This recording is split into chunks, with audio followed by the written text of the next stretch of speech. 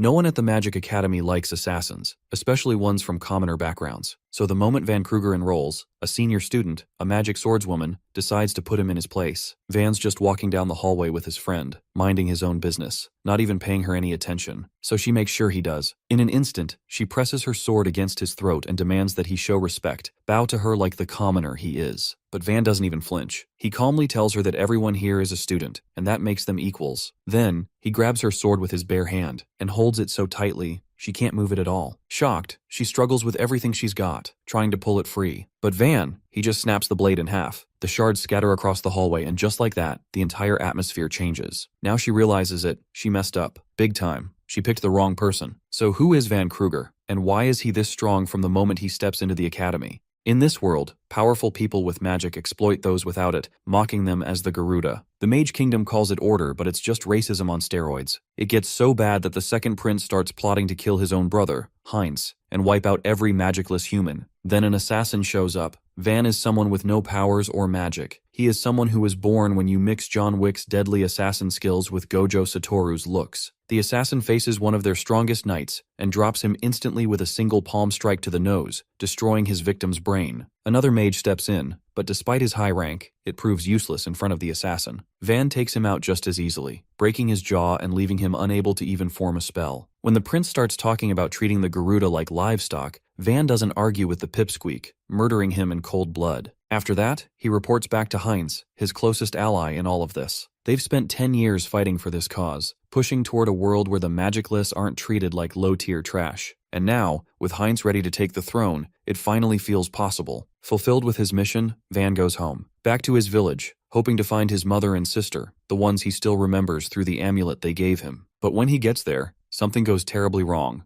The entire village is up in flames. Bodies are scattered across the ground, torn apart and left where they fell. Van tells himself it was bandits, but no matter where he looks, he cannot find his family. Everything he did, every fight he took was for them, to give them a better life. Then he finally sees her. His mother hangs from a tree showing no signs of life. The world around him stops, but before he can even process it, a voice calls out. It's his sister Rena, covered in blood, struggling to keep up. She tells him to run as bad people are coming for him. Suddenly, a blade pierces through him from behind. The soldiers laugh, thinking it is finally over. They've killed the greatest threat. But even with that gash, Van does not let his cortisol spike up. Be like Van. In his anger, he asks the only thing that he cares about. Just who is behind all of this? The answer does not make sense. It's Heinz, the same best friend who he helped succeed to the throne. Then Heinz steps forward himself, and without any shame, starts blaming Van for everything. He says people like him can kill mages without being noticed, making their very existence a threat. That's why he intends to eliminate Van and the rest of the Garuda to protect the kingdom. With his best friend crossing him on their lifelong mission, Van refuses to die and swears he will kill Heinz, even if it costs him everything. He targets only him, pushing his body into one final technique of the secret assassin arts. Heinz responds with a spear of magic, resulting in our boy getting the Toji treatment with his chest pierced. But in the end, Van's injuries result in his loss, with his best friend criticizing him for his compassionate nature. Heinz leaves him to die on his own, and with the final few seconds of his life, a creature hovers around him. The beast offers him one last chance, so when our boy opens his eyes again, he is not on the battlefield. He is back home, and Rena stands in front of him, alive and smiling, even congratulating him for turning 15. That is when reality hits him. The assassin has regressed 10 years into the past. Van thinks it was all just a sick dream, but the world feels far too real, and he can clearly remember his past along with the martial arts he mastered. Elsewhere, a young mage sets out to hunt a heretic, while the knights accompanying her openly mock the people of the Garuda district, calling them livestock without a second thought. Meanwhile, Van tries to make sense of his second chance, questioning what he should do next. At 15, every Garuda boy must choose his path. He can stay and take a low-tier job, leave town for labor, or become a mercenary, since magicless people possess overwhelming physical strength, much like Toji. Mercenaries earn well as scouts, but his mother strongly opposes that path. In his previous life, that very choice is what led him to meet Heinz. Van suddenly remembers something important and urgently begs his family to leave town for a while. He runs off to find the Purifiers, an extremist group branded as heretics. One of their core beliefs is that the Garuda are children of the devil and must be wiped out, and on this day, these bastards carried out a massacre in the name of purification. This time, he doesn't want to hide, so he targets his first victim. To kill a mage, the simplest method is to outplay their perception and destroy the brain or spinal cord before they can react. Van makes his move, secures the first kill, and ensures his presence is known. He swiftly maneuvers around his opponent, using their own mana-infused weapon to break through the mage's barrier. One of the mages fires off a spell, but Van closes the distance before it can land and drives a hit straight into his gut. Now, only 3 opponents remain, and just as he is about to finish them, one of them grabs a hostage and orders him to surrender, or the woman dies. Van realizes his mistake. He did not check for others nearby. Though surrender will result in death, he simply has no choice. Van throws his hands up in the air, resulting in him getting knocked down. The whole gang dogpiles on him at once, stomping him into the ground without restraint. One of them insists they should kill him immediately, convinced that the boy is death itself and that letting him live will only bring disaster upon them. Before they can act on it, a girl comes to his rescue. The mage unleashes an ice spell, freezing the fanatics in place and declaring their arrest without hesitation. Van is caught off guard because even in his previous life, reinforcements took much longer to arrive. The woman and her squad quickly secure the heretics, but her attention shifts to Van, the boy who managed to take down 3 of them on his own. Impressed, she explains that one of the men he killed had the power to engulf the entire village in flames. She had planned to deal with him carefully to avoid collateral damage, but Van eliminated him already. Helene learns his name. Clearly intrigued with the boy, she suggests that he should consider joining the Magic Academy. Many heroes and renowned mages have come from this academy, yet Van cannot understand why she is choosing him. They arrive at a quiet, isolated spot where the mage suddenly threatens to kill him. Without warning, she activates a spell and fires an ice arrow straight at Van. To her shock, he is already gone, and he did not use any technique. In an instant, he appears behind her, perfectly positioned in her blind spot and ready to strike. Just before delivering the killing blow, Van stops and calls her out on her poor acting, because she lacks the intent to kill him. The mage is impressed, recognizing that the boy already carries himself like a seasoned fighter. It surprises her that he can stand against mages using nothing but raw skill. Helene then brings up the idea that the fate of the Garuda could change entirely if Van joins the academy, hinting at the Knight Conferment system, which rewards exceptional students for their achievements. Through that system, even commoners can rise and establish a noble house, meaning this entire district could gain status through Van alone.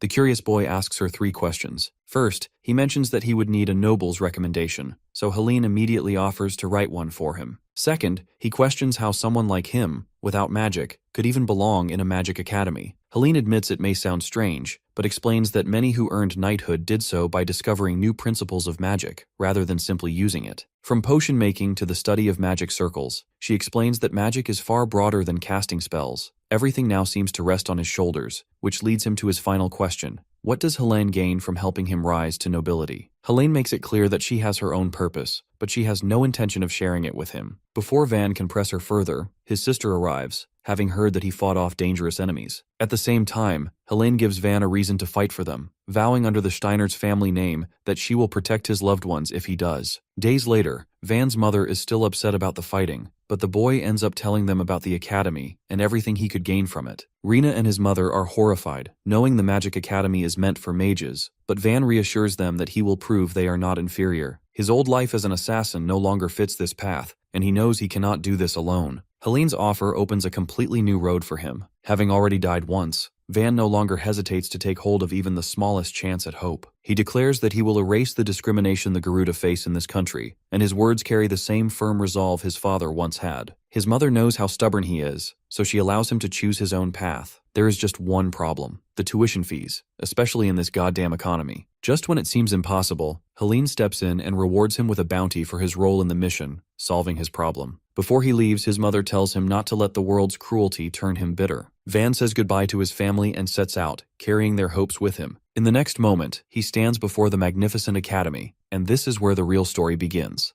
The boy is taken aback, awed with the grandeur of the academy. People around him are cheerily hustling about. A candidate introduces himself as Alexis von Hohenberg of the Hohenberg family. The guard instantly bows before the noble's son. There's also a girl recommended by the Duchess of Krausenberg, another prominent noble. The boy steps up front to apply, only to get shouted at out of the blue. Noticing his red eyes, the elite kids around him recognize him as a shitty Garuda. The treatment is harsh, and it's only just the start. Keeping it chill, our boy assures the guards that he didn't cause any trouble, that he's just here to apply. But the furious guard mocks him for not even knowing where he's standing. Van fires back by emphasizing that he's here for the Royal Academy, a place where anyone can take the exam regardless of status. Overreacting to a simple comment, the guard brings a spear right up to the boy's face, refusing to allow a Garuda to take the exam. Right away, Van is just thinking about how things resulted in a mess from the get-go. He can easily take this dude down, but causing a scene in front of so many people will destroy his perception. The more sensible guard tries to stop this guy from causing a scene in front of the examinees. Van is impressed that at least someone is trying to listen to him. But Bro's perception is shattered pretty fast. The same guards who treated those kids like gods are looking down on our boy with condescension, calling him a deluded idiot like all the others. Van has to get used to these shitty standards from here already. The guard emphasizes to him that the academy doesn't discriminate on anyone's background. However, in order to take the entrance exam, a recommendation from a noble is necessary. He somehow thinks the kid wouldn't have that. But Van assures him he does, stunning the man, before he pops out the letter with a proper noble's seal on it.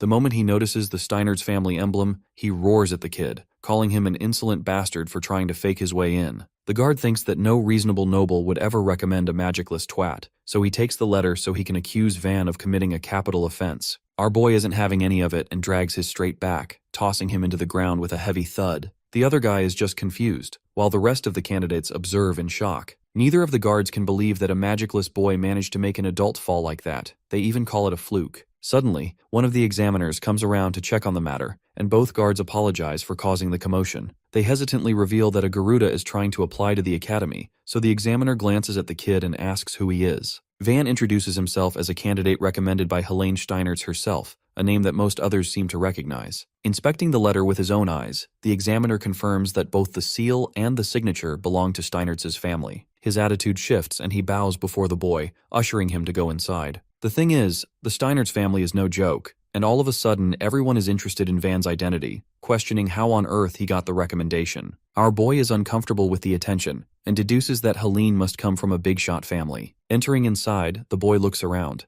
noticing that each and every one of these people is an elite. He catches a glimpse of Dietrich, who later becomes the valiant swordsman. Aside from him, there's also Shale, the Grand Mage of Flames, and Lunaris, a blonde girl who becomes the Maiden of Might later on. Every single one of these significant figures from his previous life seem to have graduated from the academy. Looking back at it now, Van was just a cold-blooded assassin, one who couldn't share the light of the heroes that fought for the kingdom on the battlefield. However, the moment the throne came into a power struggle, each of them ended up working for the corrupt princes. In the end, this man had to kill all of them. Talk about aura farming to the max. Bro's basically looking at his body count victims. Still, now that he's at the academy, he has to compete with them under the light. And though it's going to be tough, Van intends to struggle hard and change the kingdom for good. While he's out here having his epic protagonist monologue, a dude calls out to him and talks down on him for standing calmly. Confused, Van expresses that he can choose to stand wherever he wants. And hilariously, this guy thinks it's our boy who's being rude. He goes on to give a 5-page essay of what family he belongs to, but Van has gotten so used to this in his previous life that he thinks bowing his head might be the easy thing to do. He remembers his mother's sweet words not to let the world pollute his mindset. Even in his previous life, Heinz told him the same thing, that bowing down to the people who hate you will never earn you equality. The person urged his friend to carry himself with dignity, but the kid yapping to him right now is an impulsive brat who forces his hands on Van. No more Mr. Nice Guy. Van tells him that he's the one who started this confrontation, and before the little bro could understand what he means, he grabs both his arms, forcing the kid down to his knees. This is called Spelveg, the ability to resist the opponent's strength while harmonizing one's own, manipulating the other person's movements. That's actually the same technique he applied against the guard too. Now that the noble is posted on his knees like a good boy, Van offers him a hand, further humiliating him. Apparently the kid is so stubborn that he casts a magic spell right then and there to attack, only for one person's voice to stop the fight. Everyone freezes with the arrival of Prince Heinz, who highlights that the Garuda are the allies of the kingdom.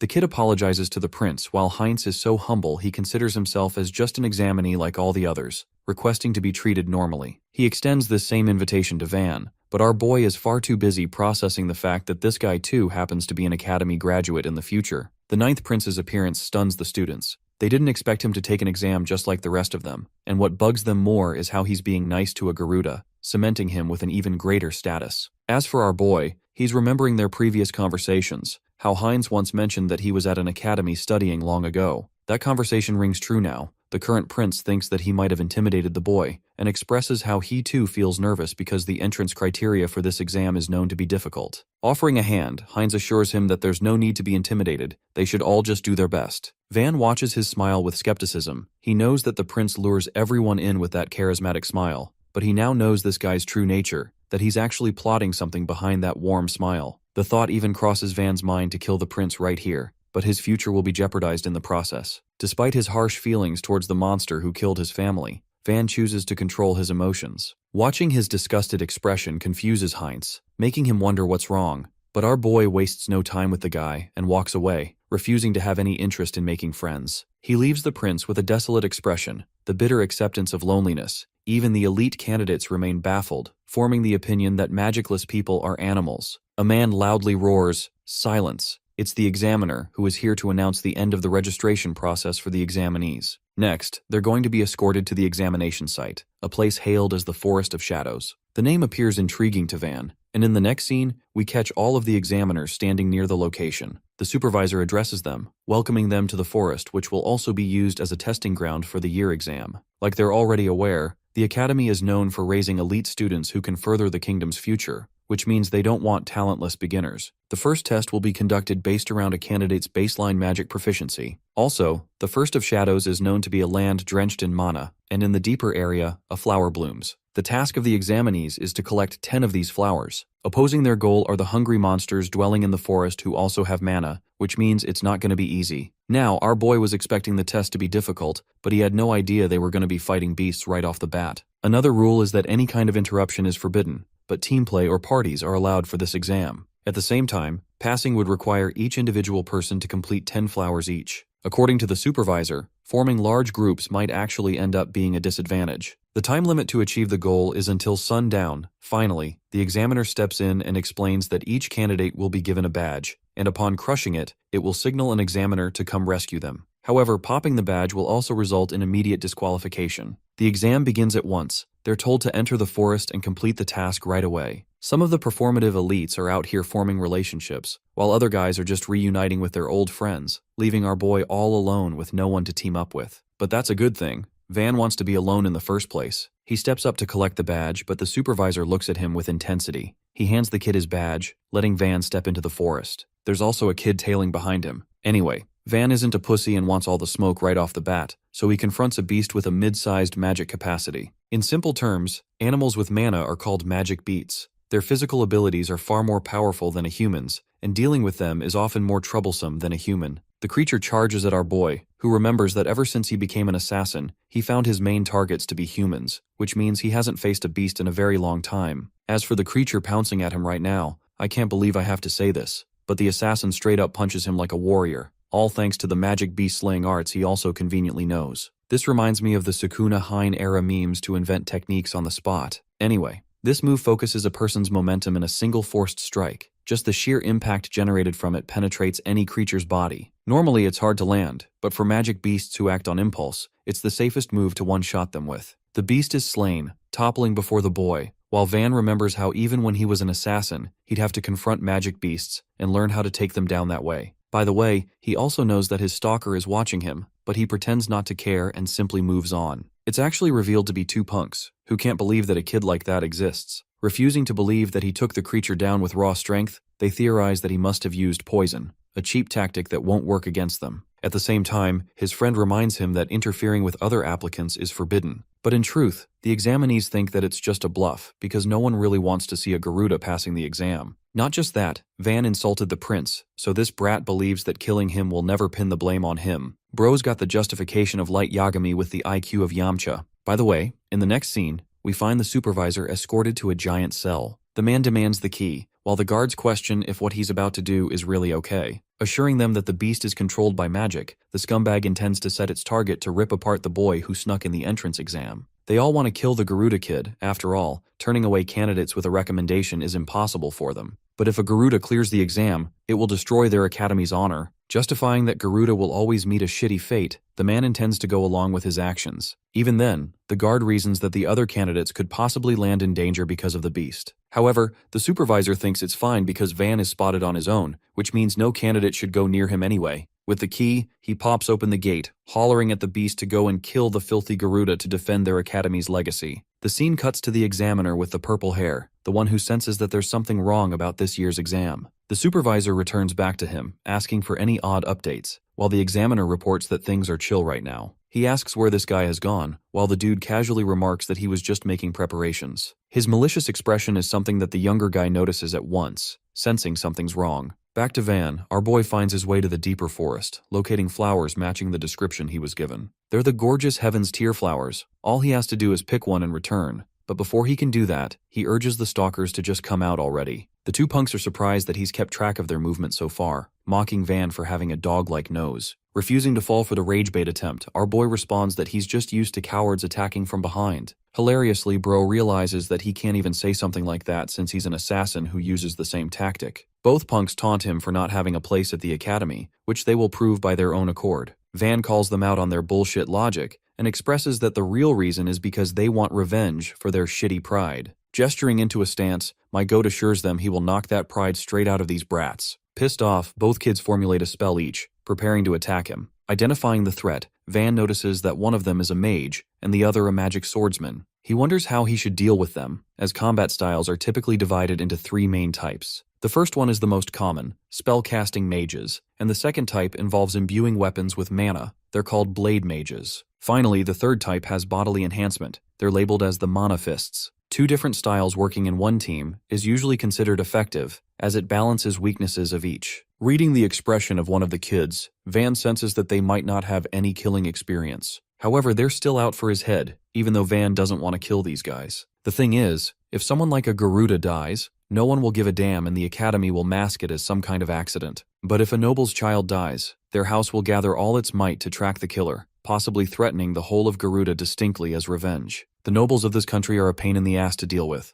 They got their lands through waging war, so they're open to taking fights. However, our boy doesn't want to follow that path this time, as he intends to remain in the light. That's why he won't be using any deadly techniques in the fight, and instead opt to crush their very spirit, forcing them to surrender. His determined look annoys the punks, especially Bullcut Hay, who casts his mighty Zerwinda spell to send ripples of wind against our boy. Though Van is able to evade the attack, he still gets slightly cut. The kid praises him for being sharp because he had just used a fatal strike. Our boy doesn't have much to comment on the wind slash, while the noble is out here giving him another 12-page essay on his family's special invisible blade technique. In other words, it's kinda like Sukuna's cleave and dismantle as you can't see those attacks. The kid assumes his victory, practically demanding the Garuda to get on his knees and beg, but Van calls it a pretty lame summer spell. He wonders if House Valtryke specializes in delivering breezes, which I have to say, is a career-ending burn. Bro cut this guy harder than his own spell, provoking him to use a greater technique called the Zerwinda Tempest. Now this attack has greater range and rips apart the forest, but Van is fast on his feet, managing to evade the invisible slashes. It's not like Van can see the technique. Nah, he's just extremely fast on picking up a person's killing intent and responding accordingly. Making contact with his target, Van smashes a heavy gut punch, giving this dude a reality check for days. With him put to sleep, the other kid, a magic swordsman, tries to act like a big shot. He charges towards his opponent. Van immediately looks at his hand and senses the kind of fighter he is, because as long as he avoids the sword, it's just like any other weapon. Except, this isn't exactly the easiest thing to do either, because the tip of the weapon alone moves several times faster than a regular punch. However, our boy's got those lightning-fast reflexes, being able to dash in and grab his opponent's hand, instead of grappling with the sword itself. Next, he intelligently redirects the arm, swaying the kid, before delivering a lethal karate chop to knock him down. The second kid gets back up. Van dares him to come and try once more, because if he does, he'll stop holding back. The kid wants to throw up hands to surrender, begging for the fight not to continue. Suddenly, our boy senses a powerful presence nearby. His instincts are telling him that things aren't how they should be, and showing concern for the others, he begs them to get the hell out fast. In front of him arrives a creature drenched in red, a monster so menacing that it stops them dead in their tracks. With just a single strike, it launches all three of them up in the air, causing them to crash down. Van processes what the hell just happened. His face expresses horror at the incoming hellboar, a menacing, high-ranking monster that shouldn't even be in this forest. The boar is about to smash them once again. Hellboars are generally known as the Cursed Fangs. They have mana-charged lunges, about as powerful as siege magic. In other words, a few hits and you're dead. Van knows this is a dangerous battle and tells the other two to run off. One of them accepts his suggestion, but Curly Hair refuses to run, surprising our boy. And no, it's not because this dude is brave or anything. He just got his foot shattered because of the charge, so he can't even stand. Van is far too busy focusing on the injured boy than on the monster literally charging in his face. Things have become confusing, because he doesn't even have the choice to run while carrying the boy, as the hellboar will catch up to them, especially since they have a habit of pursuing marked prey. The second option is to smash the badge and call for an examiner, but then, reinforcements will take time to arrive too. The boy with the bad leg believes he's no good to continue, insisting his friend go. Maintaining his pride until the very end as one of the Valtreich family, the kid wants to handle this on his own. However, his friend refuses to abandon his comrade and believes that doing so will only disgrace his own noble house. While the Nepo babies are fighting for brotherhood, Van is weirded out. Still, he tells them to crush the badge in the meantime. He'll keep the Hellboar busy. One of the kids doesn't want to fail and let the blame be shifted to his family. Actually, both punks believe that way, and instead of going down, they want to die on their feet, fighting with their magic. Yep, the dumbasses and their cheap Vegeta-level pride is bumming Van out. He shouts at them that if they're really in it to fight, then they gotta fight this battle to actually win, as that would signify a noble's true honor. Instead of understanding his position, they continue to call him a Garuda. Anyway, the Hellboar is surely taking his sweet-ass time for letting them talk for so long, but we're finally back to the monster inches away from tackling them. The supervisor is chilling, knowing that it's finally time for the main event. Curious about his words, the examiner asks what he's on about. The ugly uncle refuses to elaborate and changes topics by asking if anyone called for help yet. But there haven't been any signs. Things have been quiet as of late. This makes this guy even more happy, because he believes the Garuda got squashed so bad he couldn't even call for help. The thing about the examinees is that they all had their belongings zapped at the start of the test. All this guy had to do was go and fetch Van's backpack before showing it in front of the Hellboar, allowing the magical beast to target that same scent.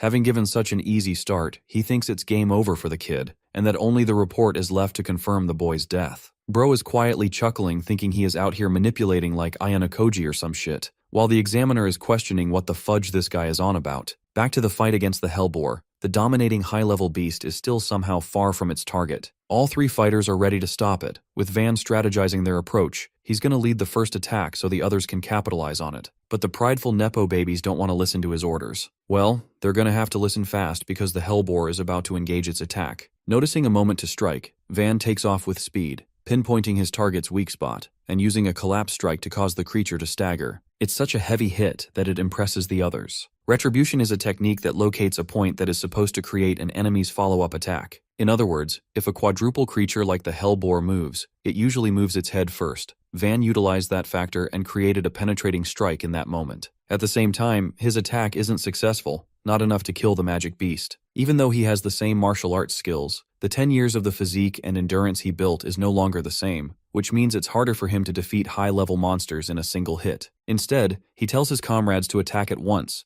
causing the Wind Noble to unleash more of his cutter strikes. The same goes for the other one, who uses his magic sword to try and slash the creature's hide. However, his sword can't even penetrate. It's like hitting a rocky wall. All of their attacks are useless, and only end up infuriating the magic beast. Sensing what's next, Van orders everyone to get down, because this fat meat stick is charging full speed to bulldoze everything in its direction. Luckily, our boy survived the attack. Neither of them got directly hit, not even the noble brats. Van is just happy to see them alive. Though one of the nobles remarks that he managed to divert the direction of the Hellboar using wind magic, that's the only reason they avoided a fatal strike. Unfortunately, the magic swordsman is completely useless, but Van doesn't want them to give up, believing they should try one more time. It seems like a death wish at first, but our boy assures them that in the next hit, he's gonna send this fat boar straight to hell. The Valtreich noble thinks he's gone crazy because they literally couldn't even tear the monster's magic protection in the first place. Giving him actionable advice, Van instructs him to use stones to increase the lethal power of the same technique. Slashing would always work, but stabbing might, focusing on a single point. Following his advice, he asks Van what's on his mind, because from the current looks of things, it's clear that they can't defeat the creature, not even with all three combined attacks. The noble thinks it's more fitting to use him as bait. That's why Van is insisting on trying again, so he can plot his own escape.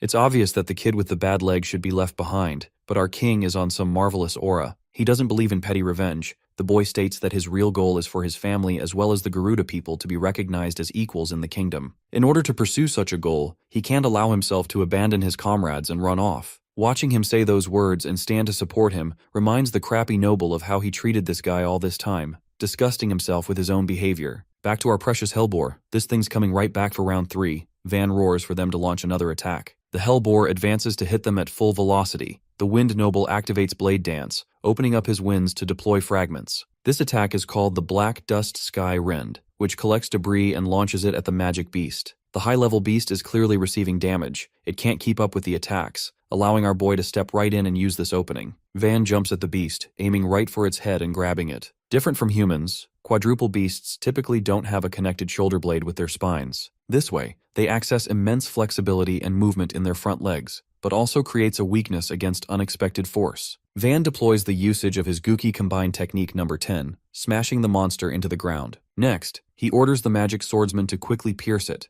to attack the heart located just at the base. The kid with the magic sword is about to have his glorious moment. He hesitates at the sight of the beast looking straight at him, but despite his emotions, he delivers a killing blow, managing to connect the stab. Van and the other nobles celebrate, as the sword reaches into the Hellboar's body and targets the heart. It's about to finish the beast off, but it suddenly rises up with a last-minute ability, sending everything flying away. This is called the spell of Cursebreak, and only a few of the magic beasts possess such a special ability. The Hellboar's roar is drenched in mana, allowing everything in the surrounding area to be blasted explosively. The sword noble spits out blood. His organs have been ruptured from sustaining internal damage. The Hellboar is the one who is back on the offense and seems like it's going to win this fight, while the kid watches in horror, accepting his sorry fate. Suddenly, Van steps up front to block the whole weight of the charge using his body, a fusion technique called the Lance Spirale. What it does is redirect the impact into the ground, spiraling it around the user. Confused and frustrated, the boar puts more force into its charge, making it impossible for Van to keep up with the redirection. Cornered, he wonders if he has to use his trump card, and even though it poses a risk to his body, it's still the only chance they've got to escape death. But first he tells the other kid to run away, and the kid quickly flees the battle scene too. Now that they're left alone,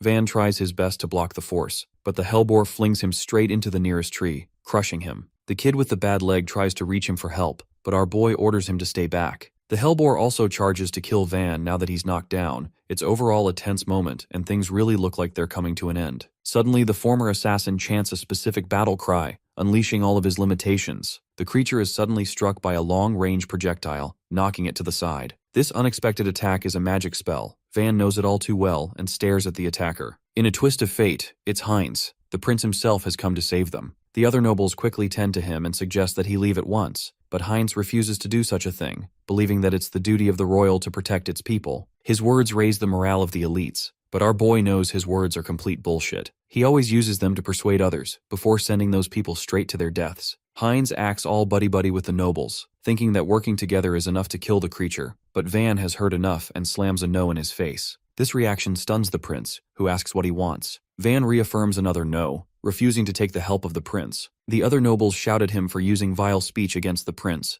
the same guy who had just saved their lives. However, Van has a different opinion, arguing that he would have finished the monster if not for the interruption. His words seem arrogant and provocative to them. It's kinda like a gamer talking rubbish in a game after losing. Heinz watches Van confront the Hellboar all alone. The cool kid even orders the prince to sit back and watch, as he's gonna handle everything on his own. The Hellboar advances full speed again. Ralph is hoping to land just one more clean hit, but Van tells him to stay out because recklessly charging will lead to their own deaths. Not even the Valtreich kid can take another hit. They're all clinging to their last lives. Van orders them to stay ready and wait for his signal, slightly annoying Heinz, who watches with curiosity. It's go time with Van signaling that they have to finish the monster now. He's the first one to take the charge, facing the beast directly. Back there, he lost his cool, but this time, he's not going to use the trump card technique and handle the fight strategically. Like last time, the Hellboar lunges at him, but our boy counters with a propulsive rising strike. Having already failed 3 charges, the beast actually began taking them seriously as competent opponents. That's why the Hellboar began striking with more precaution in every hit. Knowing that it's a feint strike, Van swings into motion, happy to see that he can block the attack safely because the monster isn't overly ambitious anymore. The Hellboar roars and tries to slam him with its tusks, but Van carefully manipulates his body in a way that he dodges each attack. The other nobles as well as Heinz are shocked that he's got this much speed without even using magic, while the Hellboar receives another heavy hit from Van, who is carefully pushing his center of gravity to win. It's a technique so perfect that Heinz has only seen it demonstrated by high-level mages. The fight continues with Van toying with the Hellboar's body, attacking as often as he can and targeting its head. Regardless, none of his attacks are enough to completely down the monster, especially since Van doesn't have any kind of magic enhancement to boost his hits. To this beast, his punches are nothing more than a bunch of taps, which is why the Hellboar is gaining confidence. Heinz thinks it's a bad thing, but our boy actually wants this to happen. He's trying to frustrate the beast into making mistakes. Activating its special roar ability, Van can finally see the same roar breaker attack about to burst. It's here that he instructs the wind user to unleash his spell, so the noble activates Rending Sky once more, plowing all of his winds inside the monster's mouth. This results in a blockage of the beast's airways and erupts its own attack inside its mouth. Dazed on the ground, Van capitalizes on the moment by descending directly in front of the monster. Next, he brings his hands close and triggers Doppelganger, a secret move to create his own shockwave. The blow releases shockwaves from both sides, aiming to crush the beast's skull from the inside. This time the attack lands perfectly, and the monster finally is down for the count. With the magic barrier now gone, Van immediately shouts at the noble kid, telling him that this is the perfect chance to grab the spotlight. The noble kid reacts without hesitation and follows through, tearing into the boar's head and finishing it off once and for all. The wind magic kid can't hold back his disbelief, saying how insane it is that they somehow managed to defeat a hell's boar. Meanwhile, Van slowly gets back on his feet and walks over to the noble kid, offering him a hand. He asks if the guy is alright and whether he can still stand. For the moment, the noble kid drops his usual discrimination and grabs our boy's hand to pull himself up. As he complains that his entire body felt like it was about to break from that sonic wave, Van calmly explains that the attack was infused with magic, which is why it disrupted his balance so badly. The former assassin then advises him to cover his ears next time, mentioning that doing so would reduce the impact significantly. The noble kid lets out a faint smile and says he will keep that in mind, though he admits that he would prefer it if he never has to face a hell's boar ever again. Once they are done dealing with the monster, Van shifts his attention to the flowers they were supposed to collect to pass the exam. However, it turns out that only 2 Heaven's Tear blooms are left. That immediately reminds our hero of what the examiner said earlier about things getting complicated when too many people work together. A hint of anxiety creeps in as he starts wondering what he should do, knowing there is no time left to search for more. Before he can come up with a plan, the wind magic kid quickly steps forward and grabs both flowers without hesitation. He then walks up to Prince Heinz and respectfully offers one of them to him, and the prince accepts it with a calm expression, thanking him in return. Watching this, our boy cannot help but mock the noble kid, pointing out how he just handed over a flower to someone who was merely standing there as a spectator. He even suggests that it almost looks like some kind of bribe. The noble kid immediately gets irritated and fires back, arguing that this is simply the duty of a loyal retainer. However, when he turns and brings the second flower toward Van, our boy is genuinely caught off guard. He clearly wasn't expecting something like this to happen. For a moment he just stands there, unable to process it, and even asks if the noble kid handed it over by mistake. The noble kid calmly replies that he did it on purpose, saying that he simply wanted to return the favor since he has no intention of owing a dirtborn anything. On top of that, he tells Van to stop calling him Wind User, reminding him that he actually has a proper name. He introduces himself as Falk, while the other noble kid also steps forward and introduces himself as Ralph. Van responds in kind, giving his own name, and the two sides exchange a brief handshake. Just as our boy remarks that they probably will not be seeing each other again if the two of them fail the exam, the prince suddenly stops them and tells them to wait for a moment. Heinz then picks up a few flowers that had already faded and uses his light magic to make them bloom once again. The moment the petals regain their color, the noble kids are left stunned. Their eyes lighten up as they express how honored they feel to witness such a graceful act from the prince. Our boy, however, cuts through the moment and reminds them that the sun is about to set, and they need to head back quickly. Falk immediately snaps back, telling him to stop ordering them around, especially when the prince himself is standing right there with them. Just as they are about to leave, Prince Heinz suddenly brings up something he noticed earlier. He points out how Van was carefully covering his footprints with dirt along the way. From what he knows, the ability to erase one's trail like that is a technique commonly used by assassins. He goes on to explain that the martial skills he witnessed during the fight, along with Van's subtle habits, strongly suggest that he is not just an ordinary person, but someone trained to be a professional assassin. Hearing this, our boy feels a slight tension building up inside him. He starts to wonder if he might have gone a bit too far and revealed more than he should have. It turns out that Prince Heinz himself carries a fair share of worries, as he is surrounded by enemies on all sides. His father, the king, had married numerous princesses from conquered lands to strengthen his rule, creating a complicated web of royal politics. Heinz's mother, the fifth queen, is originally a noble from within the kingdom itself, which gives him a unique standing. Because of this, the other queens and even his older siblings view him as a threat, fearing that the king might favor him as the next heir to the throne. With that kind of pressure hanging over him, Heinz is constantly on guard, knowing that an assassin could come after him at any moment. And because of everything he has just observed, he now starts suspecting that Van himself could be an agent sent to eliminate him. If that turns out to be true, then this is not something he can afford to ignore, and he considers dealing with the situation right then and there. Meanwhile, sweat slowly trickles down Van's face as he realizes that old habits really do not fade away. No matter what he does, he cannot change the fact that he used to be an assassin before his regression. The real problem is that he cannot admit something like that, and even if he did, no one here would truly get it. Because of that, he knows he has no choice but to come up with a convincing bluff to get out of this mess. Van plays it cool and casually responds, saying that he never knew those techniques were considered part of an assassin's etiquette. Prince Heinz, however, sees right through that lame excuse, clearly not buying it for even a second. Still, our boy shifts his tone and tells him to believe whatever he wants, emphasizing that what he said is the truth. With every passing second, the atmosphere grows tense. Van then slowly starts walking toward Prince Heinz. Falk immediately steps in, trying to block his path, but in the very next moment, our boy disappears from sight and reappears right in front of the prince, casually placing a hand on his shoulder. He tells him that he was only joking and asks him to stop making such a serious and intimidating face. Van then explains that he is simply not used to speaking politely, brushing it off by saying he is just a country boy who was never properly taught these kinds of manners. He gives a slight bow, carefully maintaining his composure while making sure not to reveal what he is truly feeling inside. Heinz, however, is not interested in going around in circles and tells him to stop dodging the question. He once again brings up the footwork Van used, pointing out how it looked almost like teleportation, and directly asks him if he is an assassin. This time, Van finally puts forward a more believable excuse, claiming that he learned that move from Helene Steinhardt's, the very same person who recommended him to this place. He then lies that the lady had advised him to hide his techniques whenever possible, since martial arts are the only real weapon he has. Deep down, the boy feels a slight sense of guilt for using her name without permission, but at the same time, his answer finally seems to put the prince at ease. Even Ralph looks visibly shaken the moment he hears her name, making it clear that her family stands at a level respected even among royalty. Hearing such a powerful name, the prince recalls the woman known as the Ice Flower Lady. He knows very well that she stands among the top figures in the academy. The only thing he finds hard to believe is that someone like her would be familiar with assassin techniques, yet he does not dwell on it for long. After all, he is confident that her house would never be involved in something as dangerous as plotting the assassination of a prince. Ralph then questions Van, asking why someone of Helene's caliber would ever recommend a dirt-born nobody. Our boy simply replies that he does not know the reason himself, explaining that all she told him was to go to the academy along with her recommendation. The prince steps in and shares his own assumption,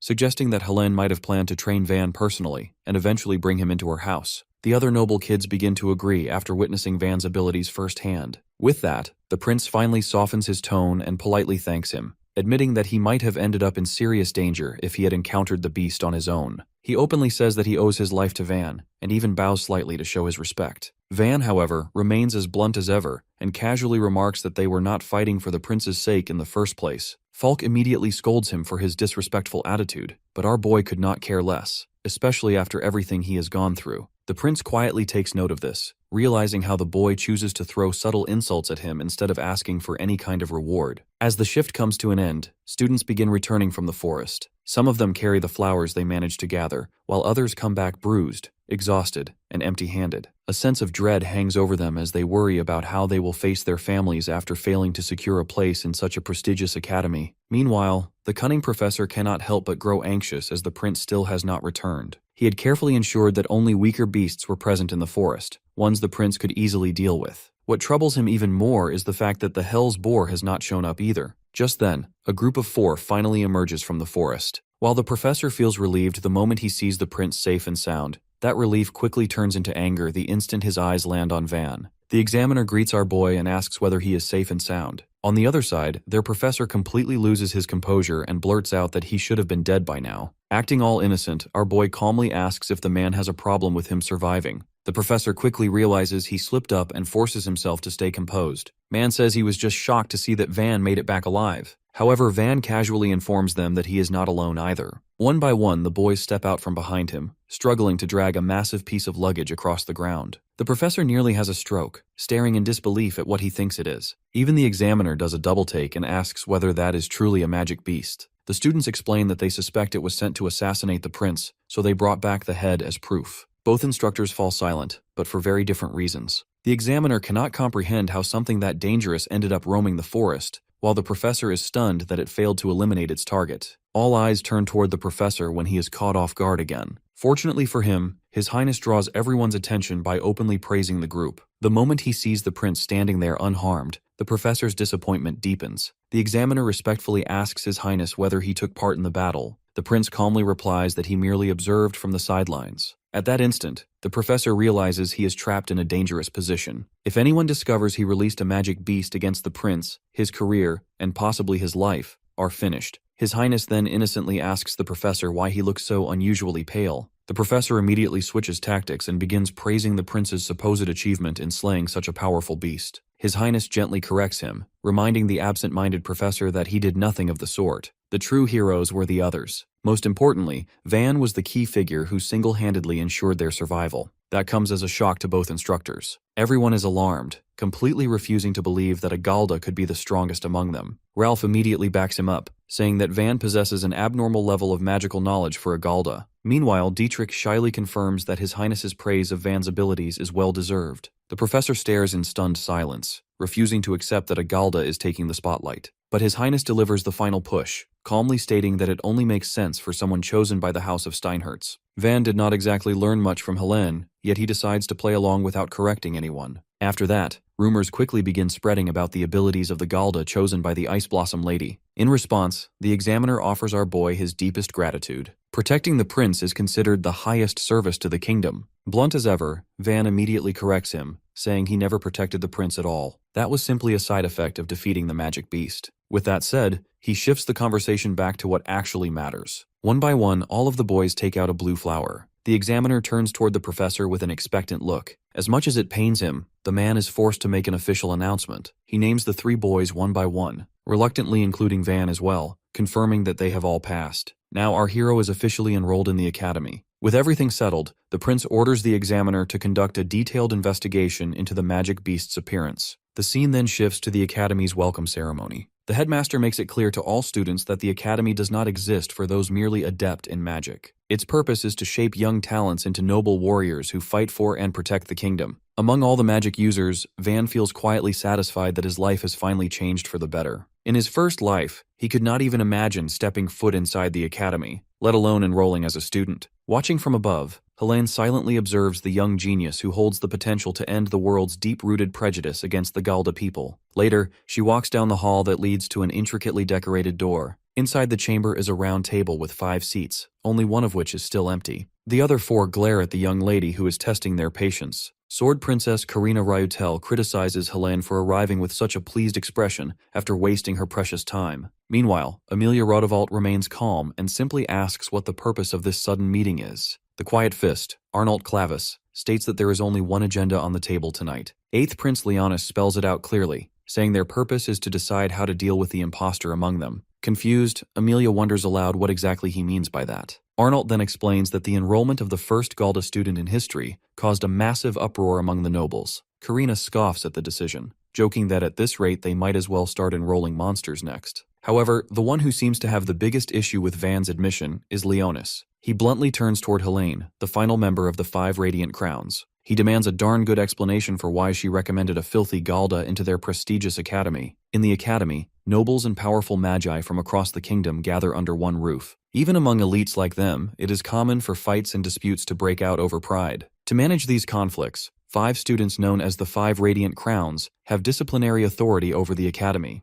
Leonis demands an explanation for why someone of Helene's status would make such a foolish decision. Without hesitation, Helene replies that she witnessed Van's strength with her own eyes and acknowledged his talent. The Sword Princess, however, struggles to place the words strong and Galda in the same sentence. She refuses to believe that people cursed from birth could be anything but weak and useless in combat. Even the calm and composed Amelia agrees that it is illogical. A race that possesses no magic simply cannot stand their ground in a fight. Leonis condescendingly remarks that it seems Helene lacks such basic common sense. Helene is ticked off when he mentions common sense. She says common sense is merely an excuse to stop people from thinking and to force foolish beliefs onto others. Leonis begins to boil, unable to handle a woman undermining his authority. At that moment, Arnold calmly suggests a practical solution. They can simply test whether Van truly has the skills Helene claims. Leonis immediately takes an interest in the idea. He goes further and proposes a punishment to humiliate Helene if Van fails the test. Though Helene is unsure what he is plotting, she offers a polite warning not to underestimate her choice. That remark irritates Karina, who volunteers to personally evaluate his abilities.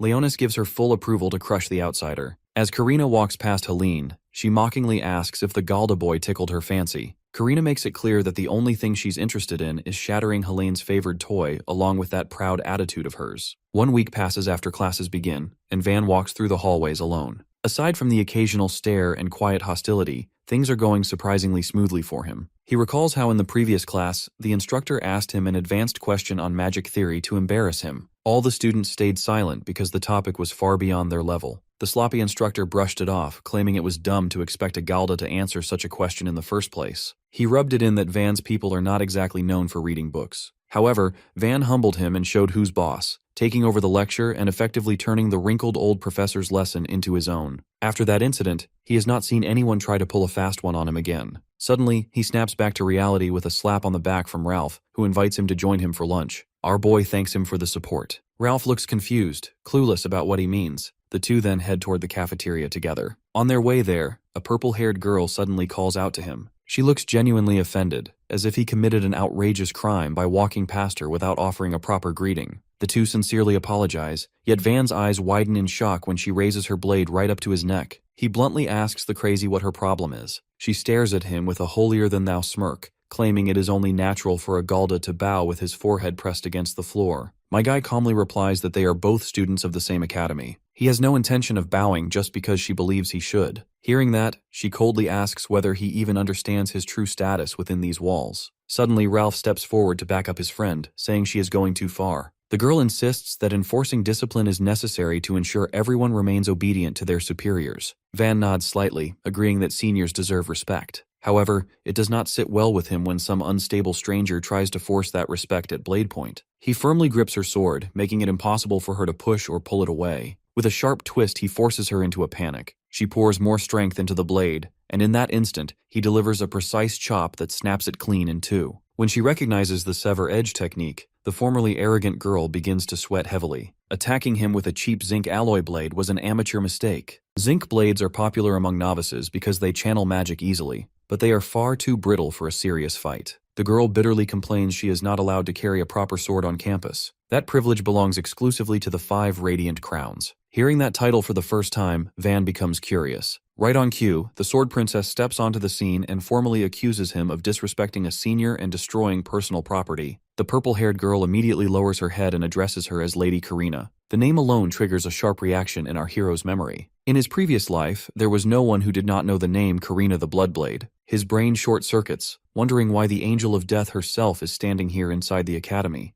Van recalls that back when he lived as an assassin before his regression, the kingdom was tangled in multiple uprisings. Among them was a ruthless purification faction known as the White Annihilation Ring, and the one name he remembers the most from that group is Lady Karina. He remembers her as the Blood Edge, a terrifying figure who had slaughtered countless heroes. In order to wipe out the White Annihilation Ring, the kingdom had to make immense sacrifices. All of that chaos eventually led to another devastating conflict, the war for the succession of the throne. Our boy had only seen Karina once on the battlefield, but that single encounter was enough to etch her image permanently into his memory. Because of that, he cannot comprehend what one of the kingdom's greatest future enemies is doing here, standing within its own prestigious academy. While Van is lost in these thoughts, Karina notices him staring and adds it to his list of offenses. She calls his behavior rude, pointing out how he is openly gawking at an upperclassman. Our boy quickly apologizes, but at the same time mocks the idea, casually remarking that he does not see her as someone above him. The noble kid tries to stop Van from provoking her any further, repeatedly warning him about who she really is. He explains that she is one of the 5 Radiants. When our boy acts clueless, Ralph steps in and clarifies that the 5 Radiants are the top 5 elites of the academy, individuals whose abilities are on a completely different level. He introduces Karina as a prodigy who entered the academy at the age of 13. Hearing this, Van pieces things together and realizes that Karina must have originally been the daughter of a high noble. The fact that he never knew this in his previous life means that her background must have been covered up after she turned into a rebel. He never imagined that he would run into her here, at this stage of her life. That thought leads him to something even darker. Van begins to wonder if this might be his chance to eliminate her before everything spirals out of control. If he cuts her down now, he could potentially erase the roots of the future rebellion itself. And if that rebellion never happens,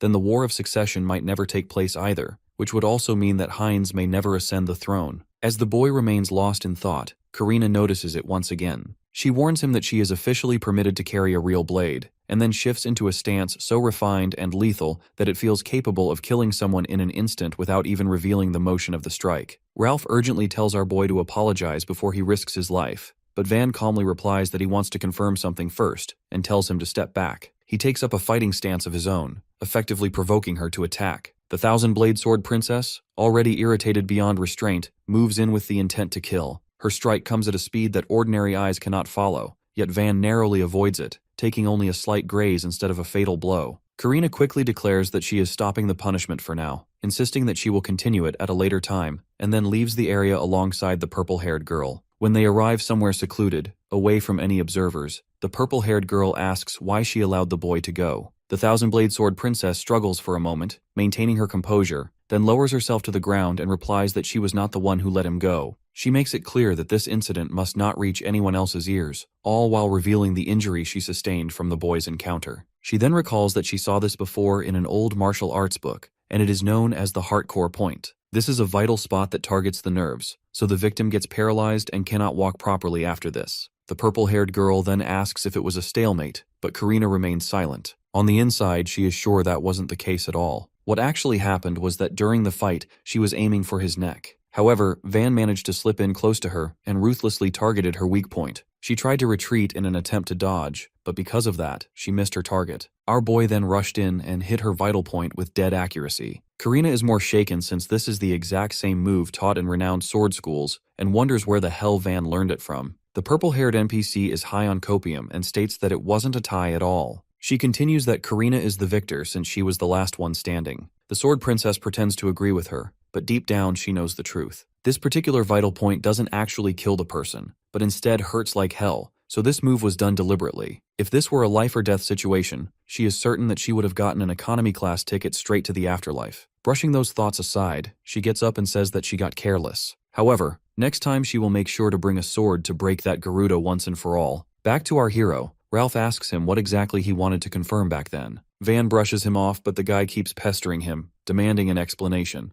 However, our hero gets lost in thought, realizing that despite her hostile attitude, the Sword Princess was holding back a lot and didn't even use her special magic ability. Even though she called it a punishment, she didn't actually try to do anything serious. Van then says out loud that Karina is a nice girl, which catches Ralph by surprise. But our hero is now completely sure that she isn't the Bloodblade for now, and gets determined to help change her fate. Ralph just drops the topic, saying that our boy probably hit his head too hard or something. When Van returns to the classroom, everyone immediately stops talking and avoids his gaze. He then takes his seat, and all the classmates immediately start gossiping about what happened in the hallway. Our boy manages a nervous smile, but then his two lackeys appear and reassure him that trash opinions will always stink. Ralph offers to go with him to apologize to the Sword Princess, while Falk reassures him that he will get his father to smooth things over. Van tells the two good-hearted guys to stop sticking their noses into other people's matters. He teases them that they have completely changed from when they first met, but appreciates their help. However, he intends to solve the matter with his own hands. That makes the two lackeys shocked, and they ask what he means by that. Our hero tells himself that in order to prevent the Bloodblade from ever coming into existence, he has to face her right here and now. Van then cracks a cold joke that the 5 Radiants are just students in charge of the school's discipline, so they aren't anything special. Falk and Ralph are flabbergasted by his comment, and ask if he is truly aware of what's happening. Just then, everyone's attention shifts toward Helene as she enters the classroom and loudly calls out his name. Leaning back in his seat, he asks her what is going on. She politely requests that he accompany her for a short while, promising it will not take long since she has another class soon. He quietly stares at her for a moment, but this is not an invitation he can refuse. After they leave together, the entire class is left stunned. No one ever spoke to the Ice Blossom Lady in such a casual manner before. The scene shifts to a tea table set in the middle of a flower garden, a perfect place for a private conversation. Helene smiles gently as she delivers the news that the 5 Radiants have decided to send Karina to test his abilities. He sarcastically replies that her warning came a little late. Helene remains cheerful, admitting she did not expect Karina to challenge him so quickly. Karina is destined to lead the renowned swordsman Luthier family, so her extraordinary skill does not surprise Van. However, he senses that she is not merely another talented heir. There is something deeper about her. Helene tilts her head and asks what he means. Unsure how to phrase it, he says she feels like someone who abandoned everything in life except training her sword. Helene's eyes narrow slightly at that observation, and she quietly praises his sharp insight. She reveals that Karina is not simply another noble child of the Luthier family. In fact, she was born from an affair with a maid, and was never formally acknowledged as legitimate. That perception changed when she turned 10 years old. During a friendly spar, she completely overwhelmed her 17-year-old brother. At the time, everyone assumed her brother would inherit the family name, but her overwhelming display of talent forced them to reconsider. Despite facing resentment and jealousy her entire life, she was ultimately named the next head of the family, regardless of her birth status. Hearing all this, Van wonders how Helene knows such personal details as an outsider. Helene laughs softly and says noble society thrives on gossip. Setting that aside, she recalls the first time she saw Karina before the academy entrance ceremony at a formal gathering. The girl stood alone in a quiet corner, while no one bothered to even say hi. She remained silent, calmly observing as her father ignored her presence and spoke to others like she didn't even exist. His lack of love and indifference was clearly visible in her empty, soulless eyes. Seeing how much concern she shows for the girl, he asks why she did not approach Karina back then.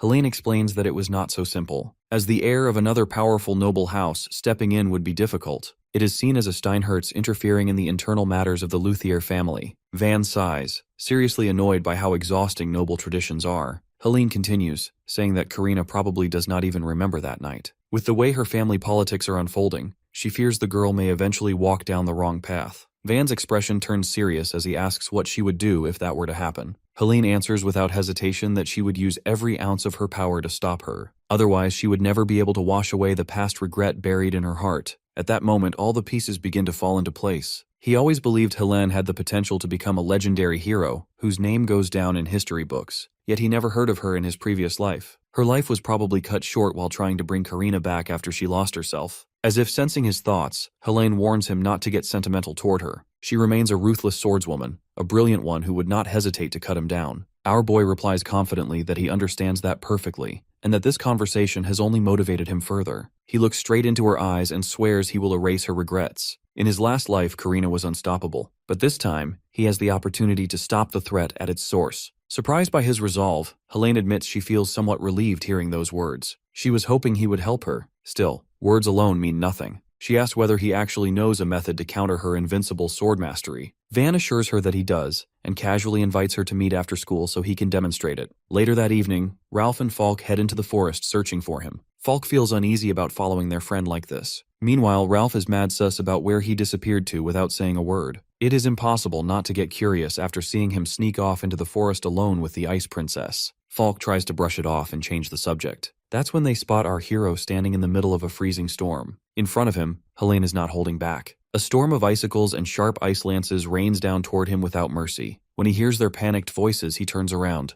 The ruthless Ice Princess does not believe in timeouts. She punishes him for looking away from his opponent mid-fight, unleashing the 1,000 thorns of the ice garden. Massive vines of thick ice surge forward at the three. Ralph and Falk regret their life choices. At that moment, Van delivers a single perfectly focused strike, shattering the entire attack in one clean blow. He spins around with a cheeky smile on his face, telling them they have perfect timing. He invites them to join Helene's side and attack him, bragging he has trouble finding a real challenge here. Simon walks in and greets Karina. Karina is not in a very good mood today, so she asks him straight to the point if His Highness needs something. Simon replies that he does not want to rush her, but he is curious about what she has planned to deal with the Garuda at the duel. Karina bows slightly and tells Simon that it will happen very soon because the item she requested from her family has finally arrived. Hearing that, a gleam of mischief lights up Simon's eyes when he sees Anastasia entering while struggling to carry a very heavy coffin. Anastasia asks Karina where it should be taken. Karina calmly instructs her to take it to her room and to handle it with great care. Simon can hardly believe what he is seeing. Something so ancient, something so artifact-like, and something so powerful stands right in front of him.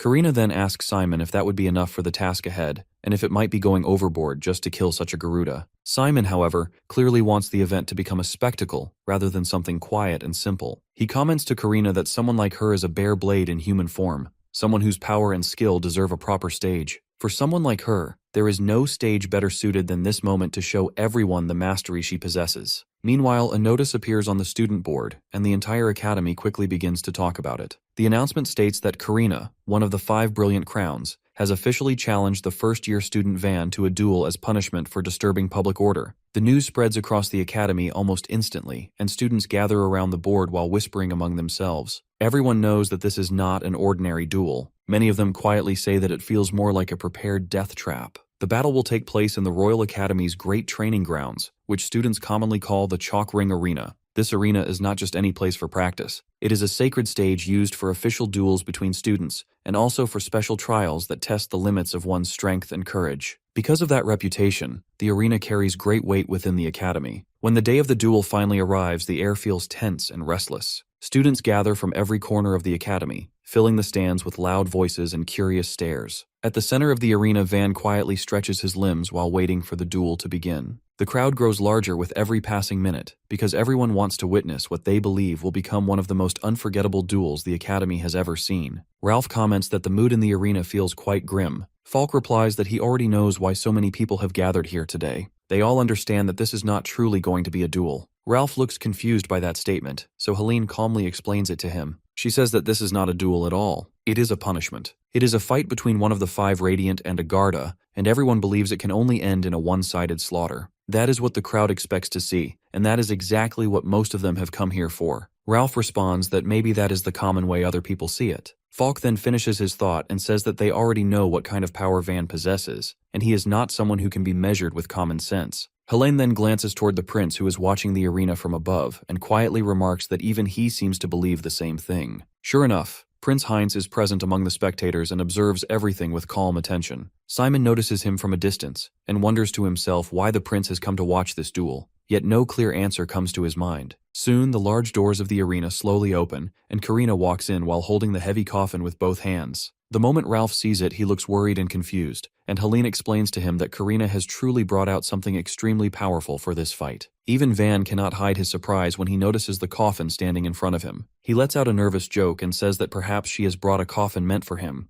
though he adds that thinking so might be a bit too presumptuous on her part. Karina tells him to drop the act, because that coffin will soon become the reason for his death. With that, she opens it and reveals multiple swords stored within it, along with magical realms embedded inside the structure. The weapon is known as the Sword Coffin. It is a portable armory that has been passed down through generations by the Sword Saints of House Luthier. Falk reacts with disbelief and wonders why the Sword Saints would even think of creating something like that. Karina then pulls out one of the swords and points it directly at Van while declaring that she will make him regret ever setting foot inside their academy. Van now no longer looks unfazed or confused. His expression steadies and he answers that she will be the one who regrets it when he smashes her precious sword coffin in front of thousands of spectators. He then asks when the duel will begin. Karina replies that it has already begun as both of them charge straight at each other. What Karina does not expect is the sheer speed Van begins to use against her. One moment he stands far away, and in the very next split second he appears right in front of her face. Karina quickly blocks the attack and Van comments that she has good reflexes. In truth, she is confused, and so is everyone else watching the fight. None of them understand how a Garuda can move that fast. Many in the crowd assume that he must be using instant movement magic. That explanation spreads quickly among the students because nothing else seems possible to them. Yet that idea should be impossible because someone they consider a lowlife should not be capable of using magic at all. Falk watches closely and admits that no matter how many times he has seen Van perform this trick, it still looks exactly like magic to him. Helene calmly corrects him and explains that it is not magic at all. The technique is known as phantom step. Normally, when people move forward, they kick off the ground and their body follows through in a sequence of motions that takes time to complete. Van does not kick off the ground in that way. Instead, he slides his entire body forward by controlling his center of gravity, while using the rotation of his pelvis to generate force. That is the real nature of his footwork. Because of that movement, he appears to glide forward as if powerful springs are hidden inside his feet. Even after hearing the explanation, the boys still struggle to understand how it works. The truth is that when someone faces it in close combat, the movement looks exactly like teleportation.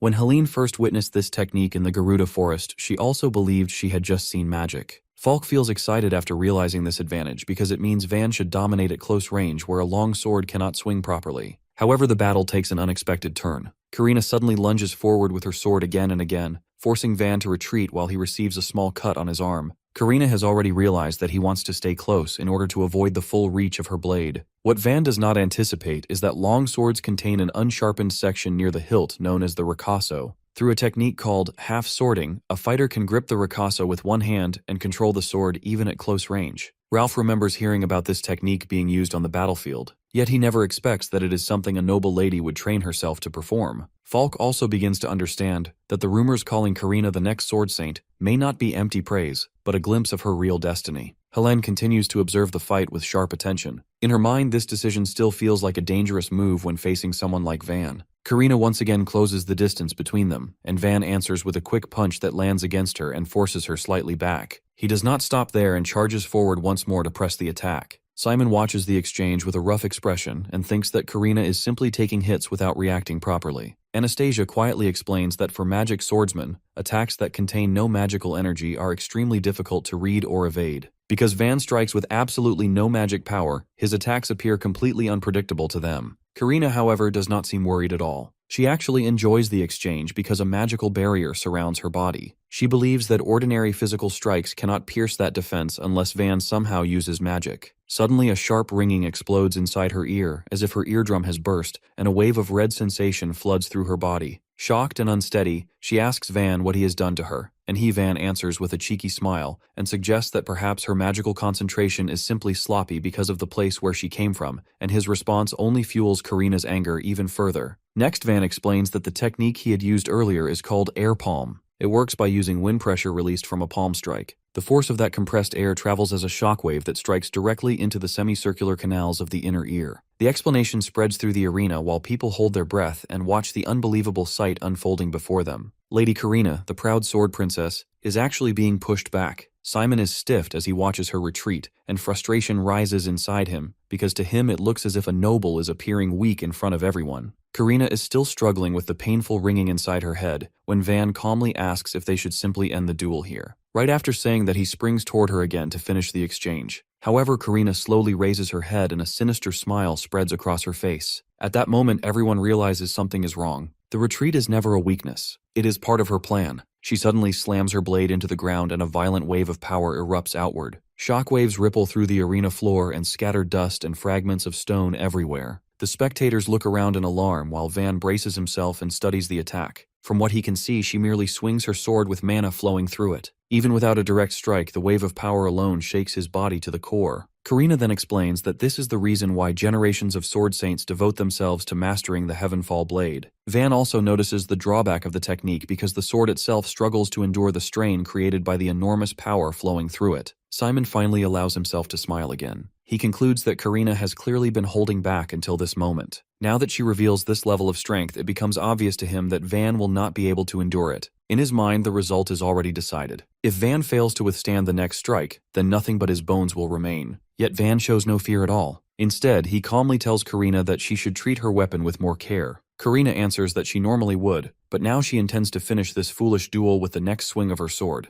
At that moment, she releases even more power into the blade. The spectators grow anxious as they realize she may truly intend to kill him. Ralph and Falk whisper nervously to each other while trying to understand what is happening. Helene interrupts them and explains the situation clearly. She says that Van attacks are landing successfully, but they still lack the power to defeat Karina in a single blow. Karina, on the other hand, possesses the Heavenfall blade, which can erase Van with a single strike. This means that Karina is deliberately allowing his attacks to land, because she wants to turn the fight into a spectacle. Helene adds that if Karina unleashes the Heavenfall blade at the same time Van approaches her, then even if he avoids the direct strike, the aftershock alone will still kill him at point-blank range. Ralph and Falk fall silent as they wonder what Van plans to do next. Out on the battlefield, Karina raises her sword once again and tells him to accept the treatment that suits someone of his status. She even says that if he does so, she might spare his life. Van responds with a playful and cheeky tone that she seems unusually obsessed with the idea of status. Karina replies that such thinking is simply the natural order of the world. In her eyes, mana strength determines the worth of a bloodline, and that principle forms the foundation of the country itself. Van suddenly laughs after hearing that explanation. He says that it sounds like the perfect answer a noble would give. Then he teases her again and asks if acting like a noble truly makes her become one. Karina does not understand why he says something like that, and the words irritate her deeply. Van continues pressing the point and reveals that she carries both commoner blood and noble blood within her veins. According to him, that is the reason she tries so desperately to prove herself as a real noble, so that her father will finally acknowledge her. Those words strike directly into her hidden weakness. Karina freezes for a moment because she cannot understand how he knows something so personal.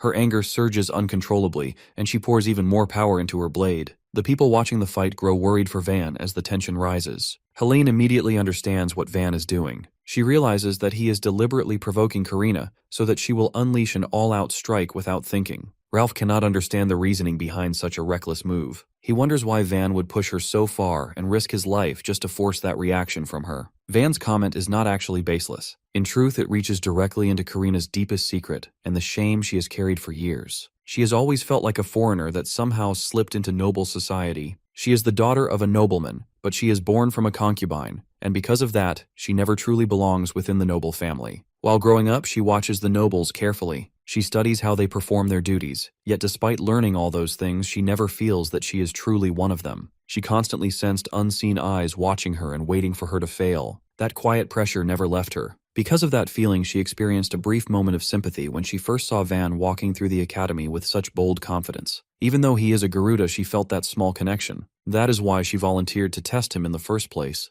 thinking she might settle the matter without killing him. However, Van never appreciated that small kindness, and instead dared to insult her. Because of that, she convinces herself that he deserves the full weight of her wrath. Karina swings her sword and declares that she will kill him. Van immediately closes the distance between them. Karina unleashes the Heavenfall blade and brings the strike down with full force. When the dust clears, she sees something that stops her breath. Van has used his bare hands to stop the attack, and he is now gripping her enormous sword firmly. The crowd cannot believe what they are seeing. A sword-snatching technique has just disarmed a blade using nothing but bare hands. Everyone believes that such a thing should be impossible. In real combat, no one should be able to stop a descending blade with their hands alone. Yet what Van performs in front of them becomes something entirely new. First, he matches the relative speed of his hand with the falling blade as closely as possible. Then the moment contact occurs, he begins to break the momentum. In the tiny instant before the sword completes its full swing, he disperses and absorbs the force by bending his knees and sinking toward the ground, which sends a crack running across the arena floor.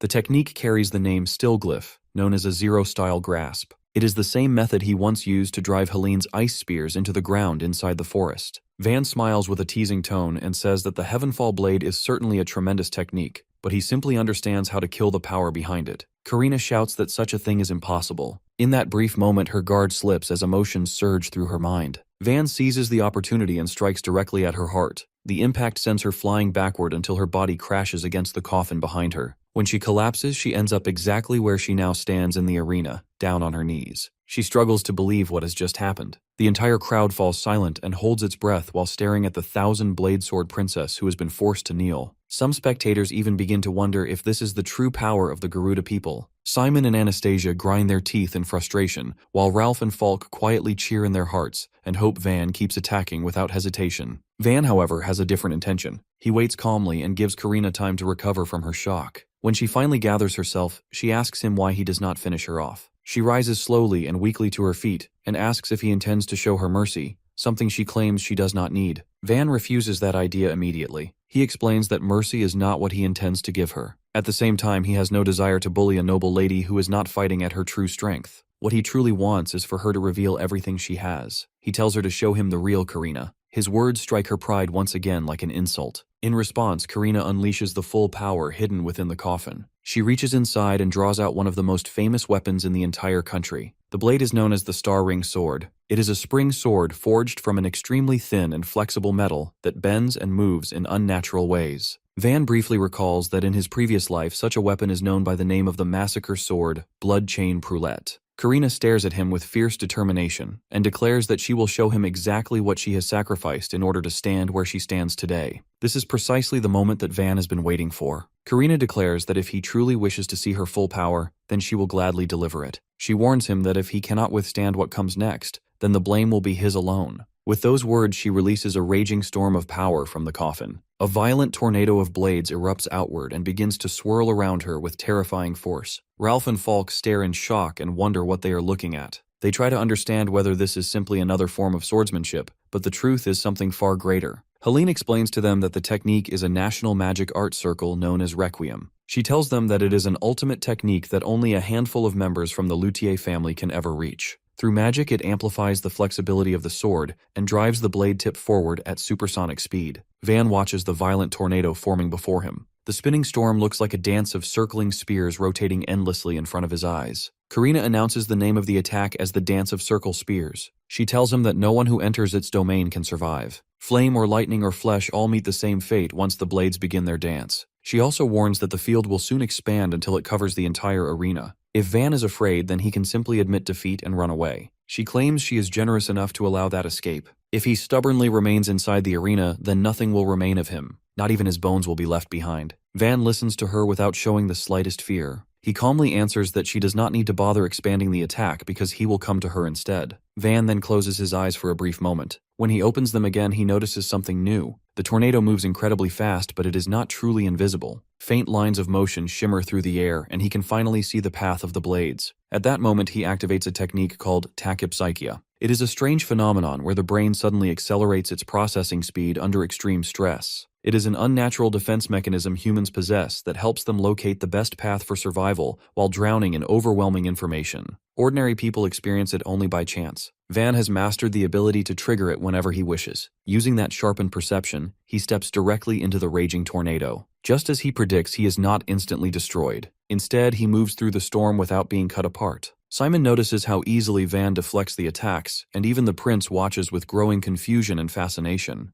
Van has already understood the principle behind the weapon. In a spring sword, the center of gravity always remains at the blade tip. That means the entire attack depends on that single point of motion. If he strikes only the tip, then he can break the technique and win the fight. Karina looks at him with disbelief and admits that he truly is a monster. Van calmly answers that it is not about being a monster. He simply works harder than most people, just as she does. Karina cannot understand what he means by that statement. Her anger begins to rise again when Van continues speaking. He tells her that the spring sword chooses its own wielder. Anyone who lacks true mastery would end up cutting their own body with the blade. Being born into a bloodline of swordsmen is never enough to control such a weapon. Then he asks her how many years she has poured into mastering that single blade. Karina freezes slightly because she has never truly stopped to think about that question. Her mind drifts back into a distant memory from childhood. She remembers a moment when her father once taught her how to hold a sword. Perhaps for him it is only a passing whim, yet for her it became a precious moment because she finally felt a bond between them. In that short instant, she believed she could feel her father's affection. Unfortunately, that moment never returned again. Her father grew busy with matters of the state and no longer had the time to care for a daughter born from a concubine. He already had a family to protect. Karina eventually decided that she would perfect her sword skills. She believed that if she becomes stronger than everyone else, then surely her father will one day acknowledge her as part of the family. From that moment, she trained relentlessly. Day after day, she continued practicing without rest.